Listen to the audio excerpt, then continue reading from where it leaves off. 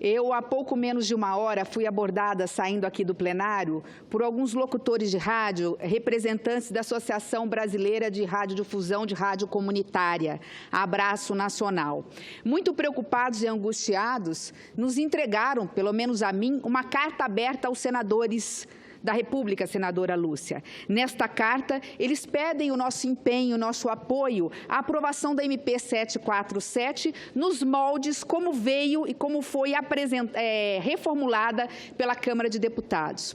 E eu, diante desta carta, indo para o meu gabinete, fiz questão de olhar a medida provisória. E, neste meio tempo, não pude deixar de lembrar do meu saudoso pai.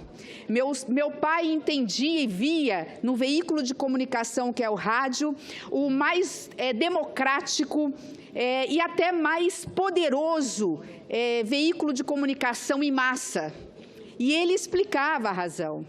Ele dizia que, diferentemente da TV ou mesmo da internet ou redes sociais que agora existem, onde nós temos a imagem para nos entregar pronta a informação, o rádio, ele movimenta numa relação o locutor e aquele que está ouvindo. Porque não tem a imagem, aquele que ouve, ele tem que fazer da sua experiência pessoal, ouvindo, incitado pela voz do locutor, colocar cor como numa tela e tentar construir a imagem dentro da sua experiência pessoal daquilo que está sendo dito. O rádio, um dos instrumentos mais antigos que tivemos de comunicação, ele ainda persiste até hoje, apesar de toda a modernidade. E não pode jamais ser excluído como uma das fontes de instrumentos, repito, mais democráticos de comunicação. Diante disso, tive o cuidado de ler a medida provisória, que provavelmente votaremos hoje ou mais tardar amanhã. E fiz questão, por conta disso, de usar rapidamente a tribuna. Nesta carta, eles falam basicamente da rádio comunitária, que não constava na medida provisória 747, que foi apresentada e aprovada pela Câmara de Deputados. E pedem que os senhores senadores aprovem a medida provisória como vem da Câmara. E dão números aqui que comprovam a importância dessa matéria. Nós estamos na MP 747 para dar uma anistia, portanto, permitir e prorrogar o prazo, dando um prazo de 90 dias, para que as concessionárias e permissionárias de TVs, rádios e agora de rádios comunitárias possam, mesmo com prazo vencido, renovar a sua outorga de autorização, permissão ou concessão.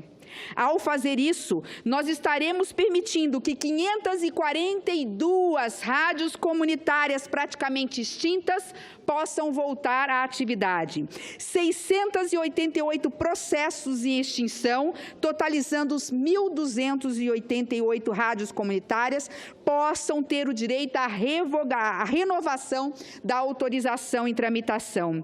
Isso representa 25% das rádios comunitárias no Brasil. Eu vou dar rapidamente a parte à senadora Fátima e continuarei a minha fala. Senadora Simone, quero me associar a Vossa Excelência, pelo tema que Vossa Excelência traz agora, pela relevância que tem exatamente esse tema.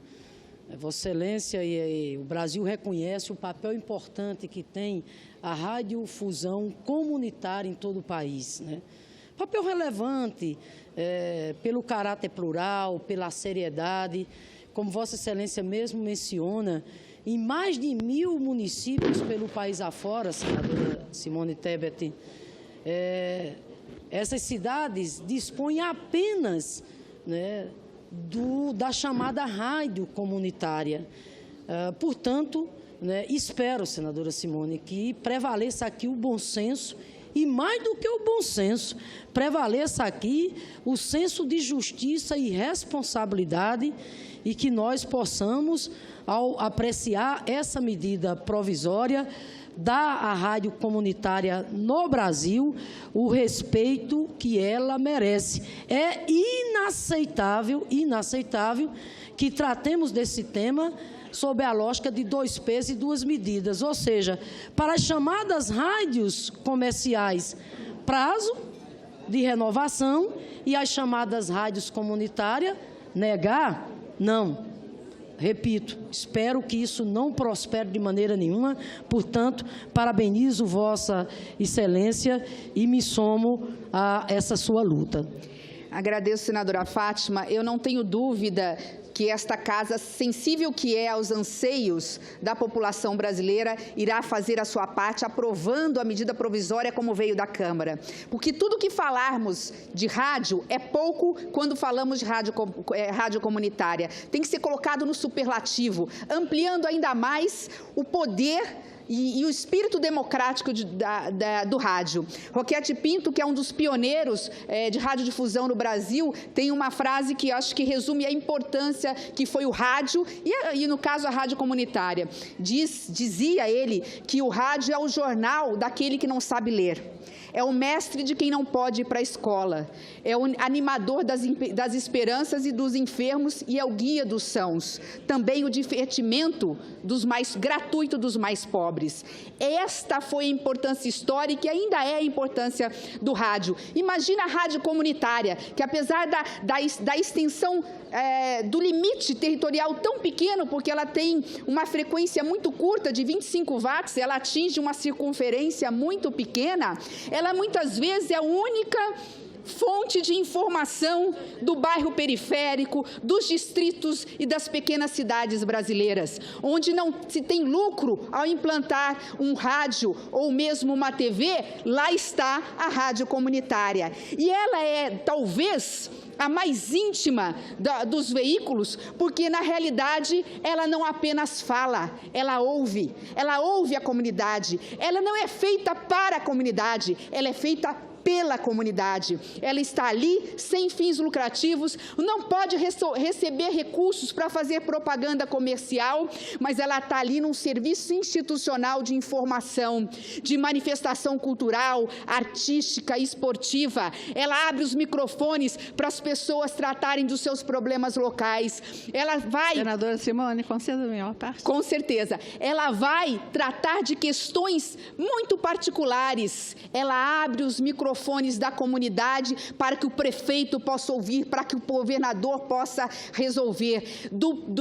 Muitas vezes do padre que vai falar da quermesse no domingo da igreja, ao jogador de futebol que vai falar do campeonato local, até as questões do esgoto a céu aberto, da falta de merenda na escola, enfim. Esta é uma rádio que merece o nosso aplauso, o nosso apoio e que não pode jamais ser extinta, independente dos avanços da tecnologia. Com muito prazer eu concedo a parte a nossa querida senadora Lúcia Vânia. Senadora Lúcia Vânia, a senhora me permite só um minutinho, só para anunciar, senão a gente perde a oportunidade. Anunciar aqui a instituição de ensino Ariel Vitor Capanema,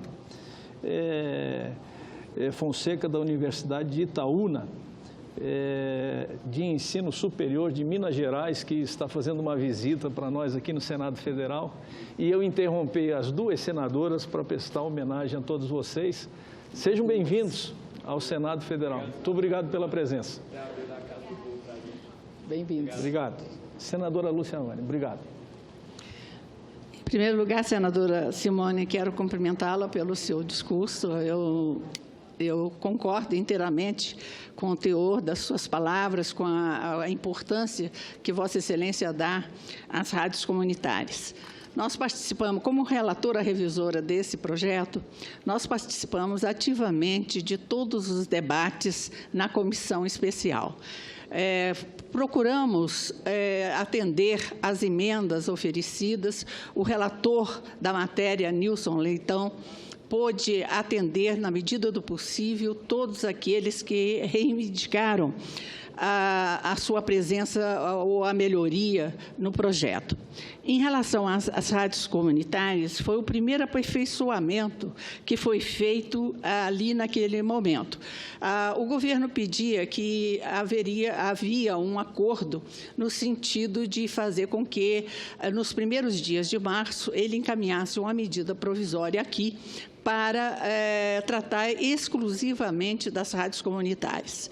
Esse acordo foi praticamente aceito pela maioria dos membros, mas o relator, preocupado com essa situação das rádios comunitárias, o relator Nilson Leitão, com a mesma preocupação externada por Vossa Excelência, ele concedeu que as rádios comunitárias tivessem o mesmo tratamento das demais rádios na desburocratização dos documentos. Portanto, aqueles que já entraram solicitando a renovação das concessões, eles terão seus pedidos atendidos.